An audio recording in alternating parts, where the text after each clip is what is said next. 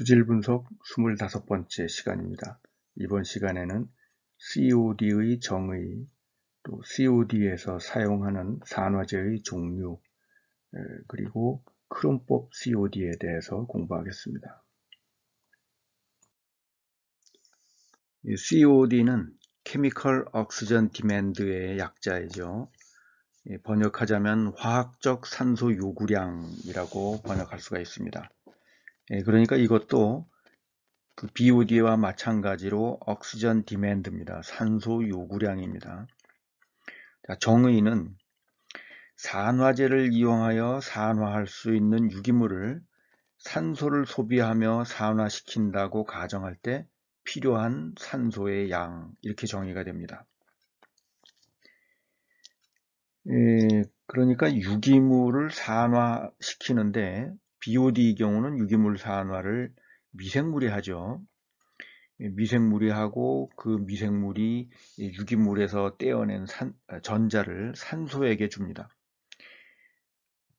그러니까 BOD의 경우는 유기물이 산화돼서 CO2가 되면서 이때 나오는 전자를 산소가 받아요. 그래가지고 물이 되는 거죠.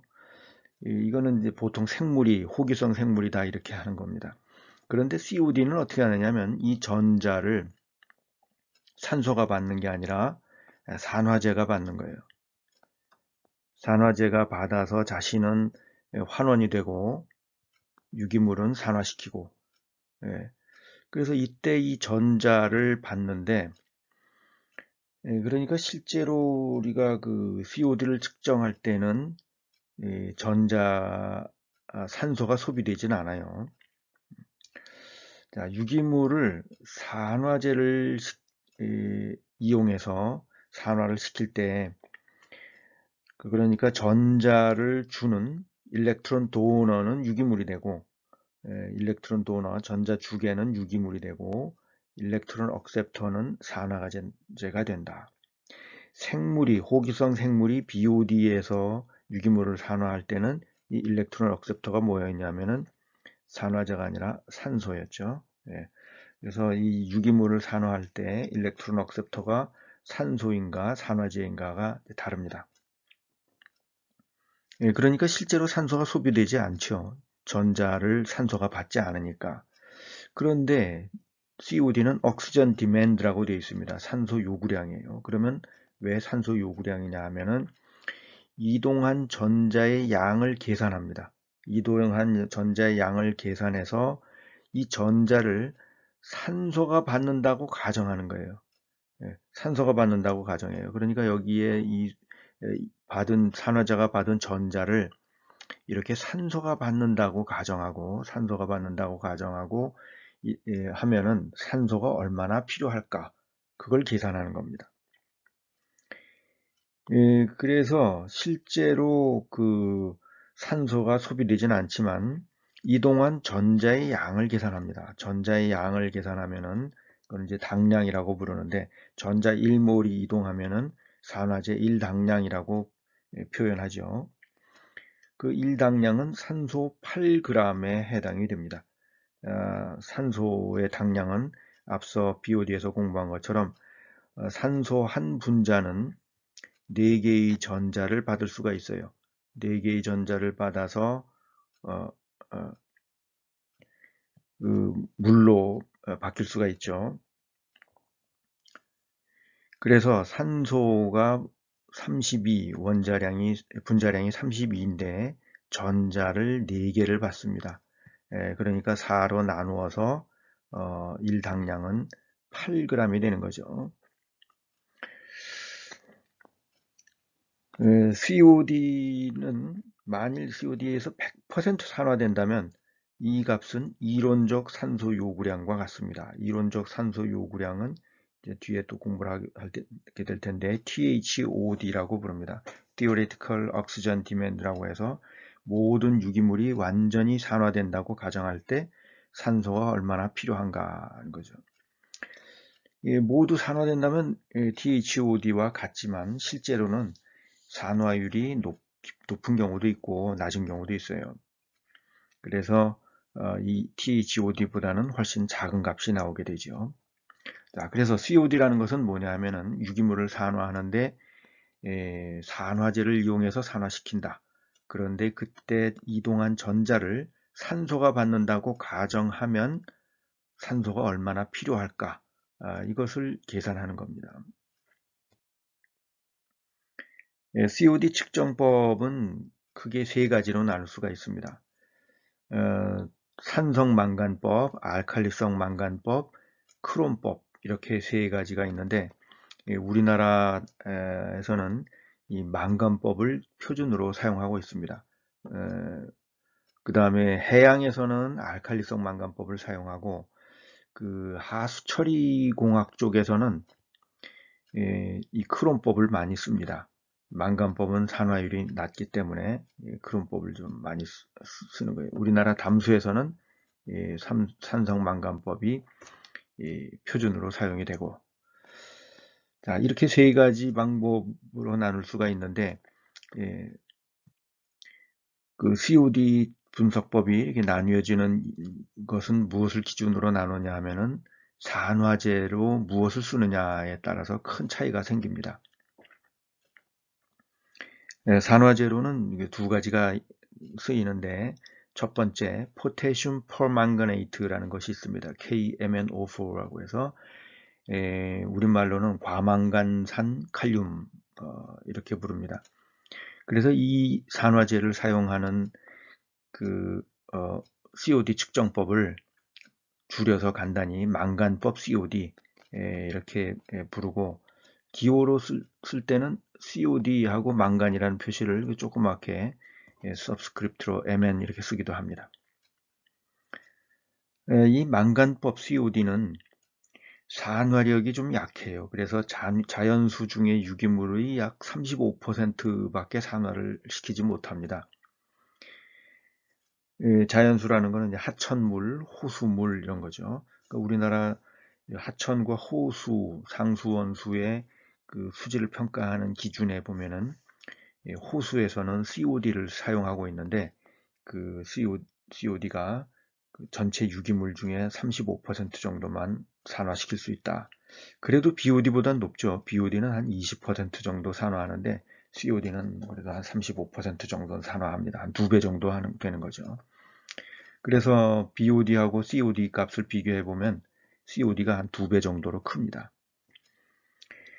이 망간법 COD는 한국과 일본에서 표준 방법이에요. 한국과 일본에서 뭐 엄격히 말하자면 일본에서 오래전에 표준 방법으로 채택을 했고 70년대에 들어서 우리나라에서 이제 수질을 측정하기 시작하면서 우리도 일본의 그 여러 가지 기술이나 뭐 매뉴얼이나 법 규정 이런 것들을 그대로 차용해 온 게 많아요.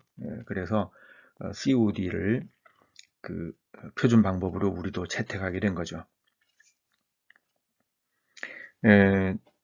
다른 나라에서는 이 COD를 그렇게 수질 기준으로 중요하게 많이 사용하지는 않습니다. 이 망간법 COD가 가지는 특징은 뭐냐면은 낮은 COD에서 측정이 쉽다. 낮은 COD에서도 측정할 수 있다는 것. 그러니까 뭐냐면은 상수원수의 COD는 뭐 한 5mg per 리터 이하입니다. 5mg per 리터 이하 정도 되는 물은 이 망간법 COD로 측정하는 게 좋습니다. 또 해수에서도 쓸 수가 있습니다. 뒤에 크롬법이 나오는데 크롬법은 해수에서 쓸 수가 없어요. 그래서 해수의 수질 기준은 이 망간법으로 되어 있습니다. 근데 망간법은 또 두 가지로 나뉩니다. 그 액성을 산성으로 하는 경우에는 담수에서 사용할 수가 있습니다. 담수에서 사용할 수 있는데 이 클로라이드의 산화가 좀 있어요. 이건 뭐냐면 클로라이드라고 하는 것은 Cl- 이온이죠. 이 클로라이드가 산화가 되면 Cl2로 산화가 돼서 날아갑니다. 그러면 여기에 이제 그 전자가 튀어나오는 거죠. 그래서 유기물이 아닌데 유기물처럼 이렇게 전자를 내주고 일렉트론 도너가 되는 거예요. 예, 그래서 COD가 실제보다 더 높게 측정됩니다. 실제보다 높게 측정이 돼요. 예, 그런데 이 Cl- 클로라이드 이온은 염소 이온 또는 염화 이온이라고 하는데, 염소 이온 또는 염화 이온이라고도 부릅니다. 이것은 잘 알다시피 바다에 많이 있죠. 근데 바다에만 있는 게 아니라 하수에도 많이 있습니다. 사람은 음식물에 소금을 넣어서 먹기 때문에 사람의 배설물이 나오는 음식 찌꺼기라든가 뭐 배설물이 나오면 거기엔 다 염소가 들어갑니다. 그래서 이 클로라이드의 산화가 좀 방해를 해요. 그래도 담수에서는 염화이온이 많지 않기 때문에 큰 문제가 안 되는데, 바다에서는 클로라이드가 엄청 많죠. 예, 그러니까 예를 들면 담수에서는 클로라이드가 뭐 많아도 한 10mg per 리터 뭐 이하 수준인데, 해수에서는 어느 정도냐면 19,000mg per 리터 이 정도 됩니다. 그러니까 이것은 담수하고는 비교가 안 되죠. 그러니까 굉장히 많아서 해수에서 이 클로라이드가 산화되면은 COD 측정이 안 돼요. 그래서 알칼리성 만간법을 씁니다. 알칼리성 만간법은 클로라이드를 산화시키지 않기 때문에 해수에서 표준 방법이다. 두 번째 산화제가 포테슘 다이크로메이트입니다. 다이크로메이트라는 이온은 이 K2Cl2O7, 우리말로 중크롬산 칼륨이라고 하는 물질인데, 이것이 물에 녹으면은 다이크로메이트 이온을 만듭니다. 이 Cl2O7 이 이온이 생기는데, 이 다이크로메이트 이온이 산화력을 가지고 있는 것이죠. 그래서 이것을 사용하는 COD 측정법을 크롬법 COD 이렇게 쓰기도 하고, 또는 COD 크롬 이렇게 해서 표시를 하기도 합니다. 이 다이크로메이트의 산화력은 그 앞에서 본 펄망가네이트보다 훨씬 강합니다. 훨씬 강하기 때문에 유기물을 거의 다 산화시킵니다. 보통 한 95% 이상 산화시켜요. 그래도 산화시키지 못하는 것이 그 short fatty acid 또는 아로마틱 컴파운드, 벤젠 같은 아로마틱 컴파운드, 암모니아 이런 것들이 조금 산화가 안 되는 것들이 있습니다. 그렇지만 산화율이 좋기 때문에 세계 표준 방법으로 스탠다드 메소드에 채택이 되어 있습니다. COD로. 만간법 COD는 원래 국제적으로 그 사용이 안 되는, 공인이 안 되는 것입니다. 일본하고 한국에서만 표준 방법으로 만간법 COD를 채택하고 있어요. 다른 나라에서는 이 만간법 COD를 측정을 하더라도 그것을 COD라고 부르지 않고 그 펄망가네이트 디맨드, 펄망가네이트 소비량이라고 해서 좀 다른 이름으로 부르고 있습니다. 산화율이 좋은데 이 우리나라나 일본이 상수원수 같은 거, 하천호수를 측정할 때 또는 해수를 측정할 때는 적절치 않습니다. 그 이유는 낮은 COD에서는 좀 오차가 커요. 그러니까 하수 같으면은 뭐 크롬법 COD로 한 150mg per 리터 이 정도 되니까 측정하는데 오차가 좀 적은데, 이 낮은 COD 보통 그 하천수 1급수, 2급수 정도면은 COD가 한 3mg per 리터밖에 안 됩니다. 3mg per 리터 정도에서는 엔드포인트 판정에 좀 오차가 크기 때문에 이 낮은 농도에서는 그 크롬법이 좀 적절치 않아요. 그래서 이 크롬법은 어디서 많이 쓰이냐 하면은 하수 처리 공정을 연구하는 분야에서 많이 쓰입니다. 또 바다에서는 쓸 수가 없습니다. 염화이온의 산화가 일어나기 때문에 바다에서는 쓸 수가 없어요.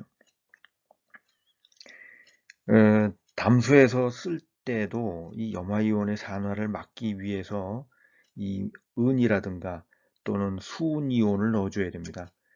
은이나 수은이온은 이 염화이온과 또는 염화이온 또는 염소이온과 결합해 가지고 AgCl 또는 HgCl2를 만드는데 이것은 그 침전이 됩니다. 용해가 되지 않고 침전이 되고 안정해요. 안정해서 그 반응을 하진 않습니다. 그러니까 클로라이드가 그 Cl2로 산화되는 이런 반응이 일어나지 않는다는 거죠. 그래서 크롬법 COD를 측정할 때는 미리 은이라든가 또는 그 수은을 집어넣어서 이 염소 이온을 제거하고 그 다음에 산화제를 넣어서 COD를 측정합니다. COD와 BOD의 특성을 비교하자면은 BOD는 생분해성 유기물만 선택적으로 측정할 수 있다는 특성을 가집니다. 그러니까 이것은 어떤 의미를 가지느냐면 하수가 하천에 배출됐을 때 산소를 얼마나 소비할까? 그러니까 DO를 예측하는 데는 BOD를 써야 되는 거죠. COD는 적절치 않습니다. 망간법 COD는 산화력이 좀 약하다는 특성이 있고, 그 다음에 생물 독성이 있는 시료를 BOD를 측정할 수 없습니다.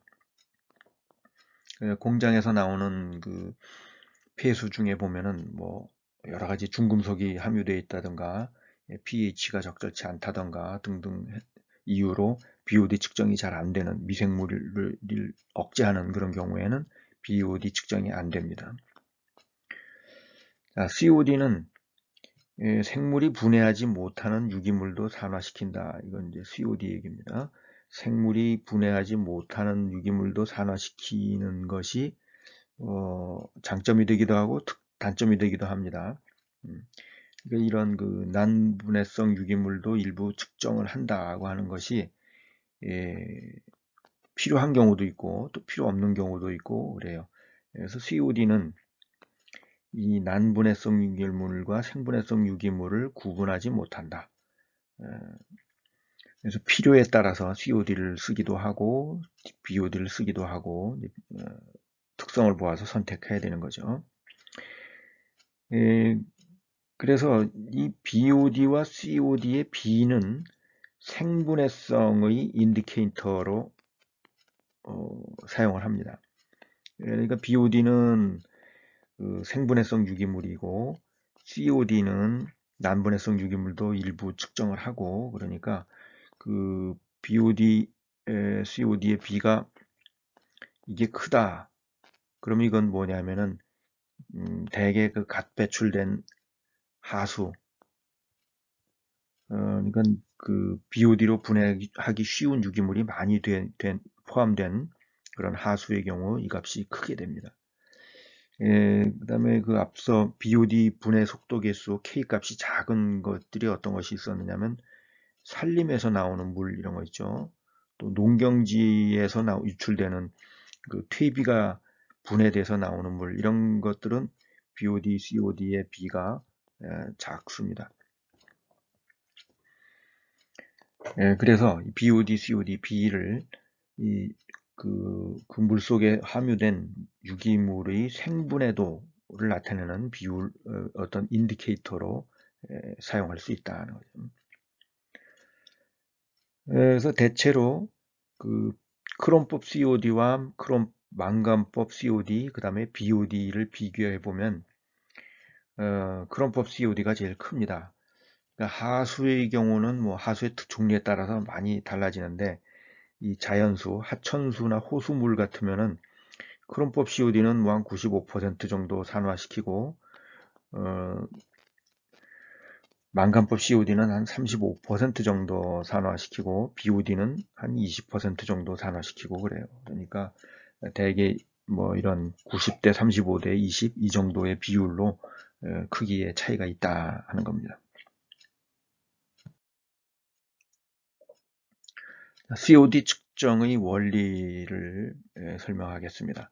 자, COD 측정은 반응이 그 산화 환원 반응의 커플링, 산화제와 환원제를 이렇게 반응시키는 그 반응의 커플링이죠. 산화 환원 반응은 동시에 일어나는 거니까 이게 잘 연결이 돼서 동시에 일어나도록 해가지고 측정하는 겁니다. 자, 기본적인 이제 그 방법을 보면은 먼저 일정량의 산화제를 넣습니다. 일정량의 산화제를 넣고 가열해서 산화를 촉진시킨 다음에 남은 산화제의 양을 측정한다. 이게 그 COD의 측정의 줄거리가 됩니다. 자, 산화제를 넣을 때 산화제를 얼만큼 넣느냐 하면은 산화제가 남도록 넣어야 돼요. 남도록. 만약 산화제가 모두 소비되고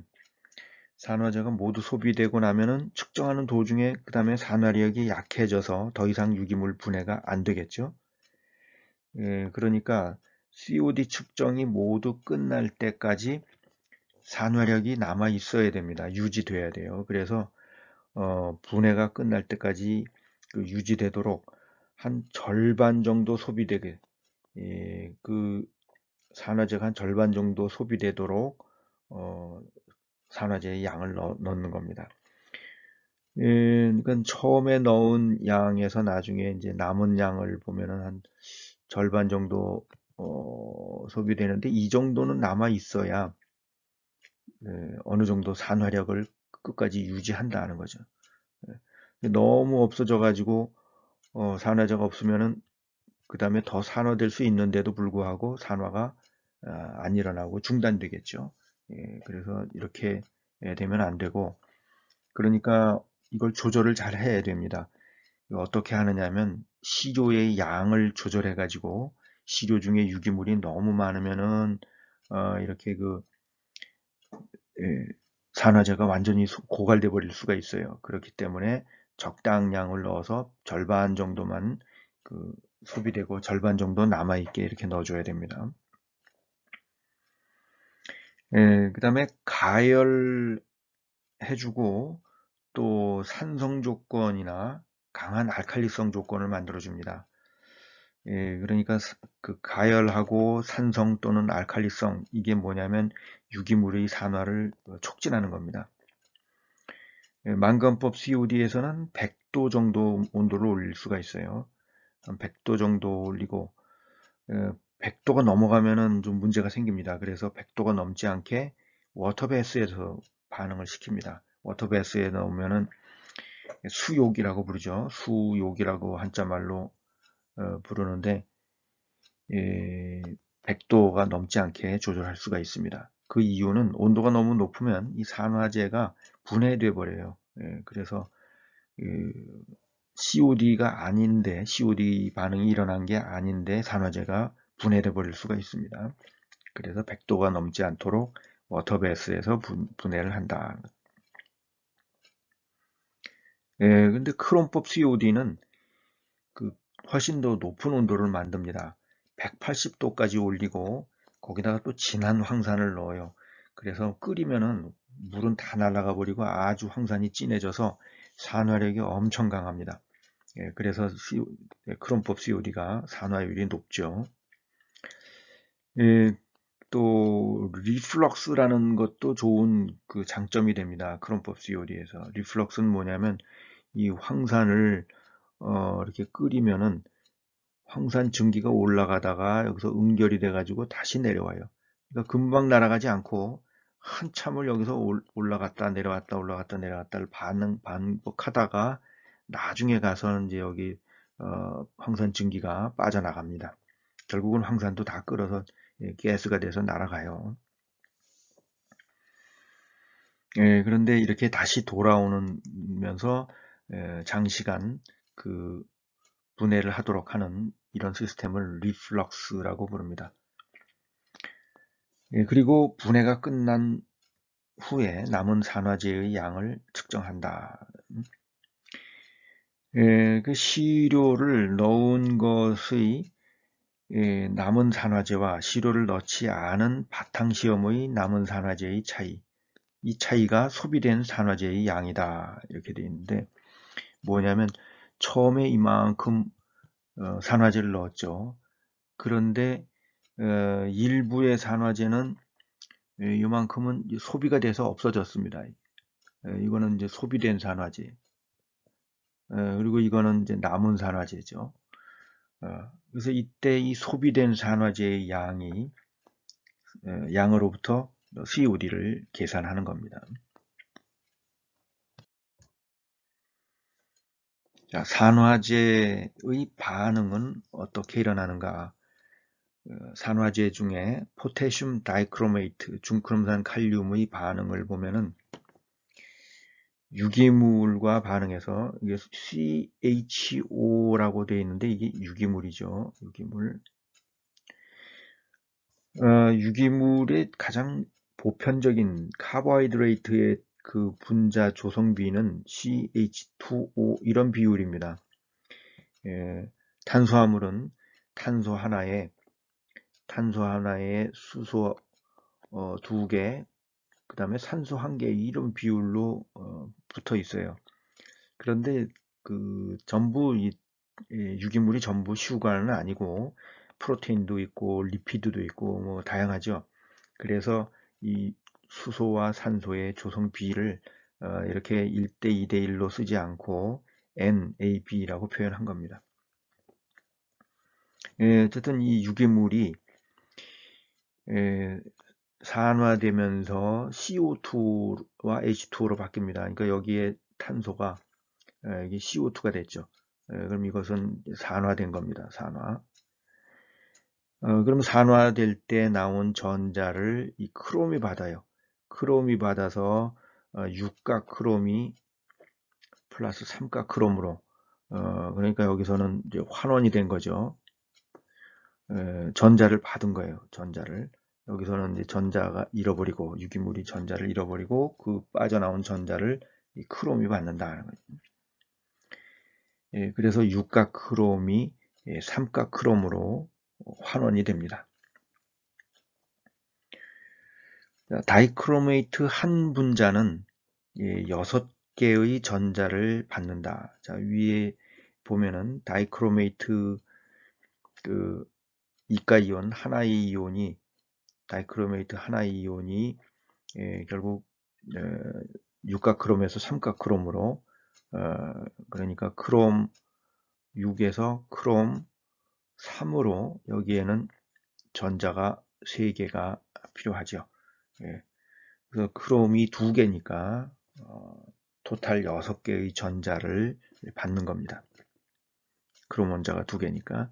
그래서 이 다이크로메이트 1몰은 당량으로 치면은 6당량이 됩니다. 이퀴벌런스 당량이란 말이죠. 이렇게 반응이 일어나고 그 다음에 남은 산화제는 어떻게 측정하는가? 산화제가 남아있으면 환원제로 측정하면 되겠죠. 그게 산화 환원 반응의 커플링이죠. 그 환원제로는 뭘 쓰느냐 하면은 페러스 암모늄 설페이트라는 시약을 씁니다. 여기서 페러스가 이가철 이온입니다. 철은 이건 그 이가에서 삼가로 쉽게 잘 바뀔 수가 있어요. 이 삼가철은 페릭 이온이라고 하고 이가철은 페로스 이온이라고 하고 삼가철은 페릭 이온이라고 하는데 이 이가철, 삼가철이 쉽게 잘 변합니다.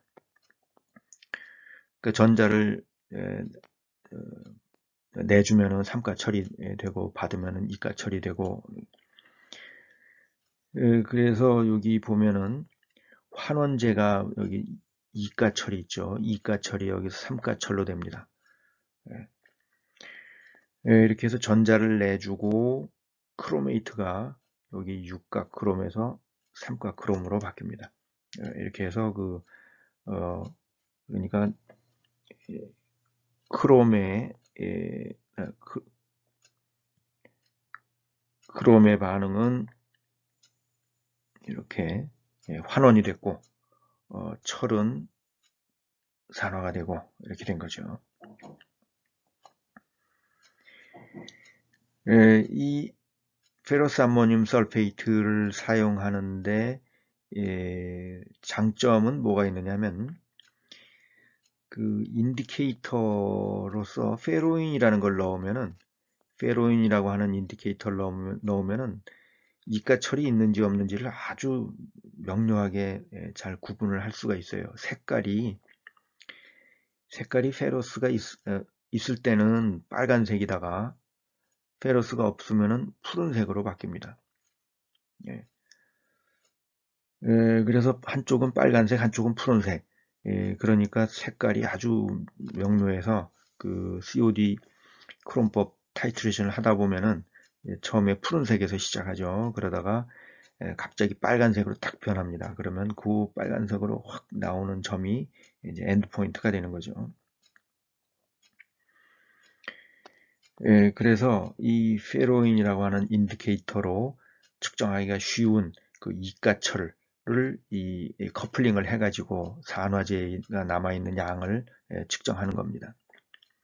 그러니까 산화제에 남아있는 양을 이가철을 이용해서 측정한다. 그러니까 환원제와 산화제를 반응을 커플링을 한 거죠.